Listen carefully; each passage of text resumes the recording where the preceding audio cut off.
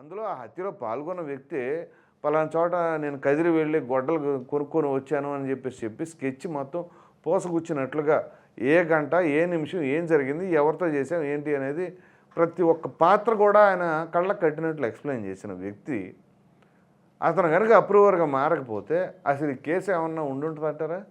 లేవు. మరి చివరికి వైఎస్ వివేకానందరెడ్డి గారే కొంచెం మతిస్థిమితం కోల్పోయి ఆయన నరికేసుకున్నారు అని చెప్పేవాళ్ళేమో.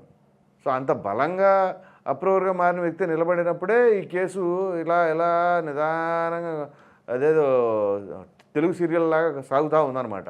అట్లా ఉంటుంది పరిస్థితి. సో ఇప్పటికైనా కానీ మరి అతను బలంగా నిలబడ్డాడు. ఓ ప్రక్కన సునీతారెడ్డి గారు గట్టిగా పోరాడుతున్నారు. మరి సునీతారెడ్డి గారు ఆవిడ భర్త గారు చేశారని చెప్పేసి, లేదా ఆయనకి ఇల్లీగల్ కాంటాక్ట్స్ ఉన్నాయని చెప్పేసి రకరకాల కథనాలు మరి ఇన్ని జరుగుతూ ఉంటే ఇప్పుడు జగన్మోహన్ రెడ్డి గారు ఉన్నారు అని చెప్పేసి ఇండైరెక్ట్గా దస్తగిరి చెప్పటం. ఇది జగన్మోహన్ రెడ్డి గారితోనే మరి మొదల పేరు, లేకపోతే ఇంకా ఎవరెవరి పేర్లు రాబోతున్నాయి, మరి దీని పరిణామాలు ఎలా ఉండబోతున్నాయి?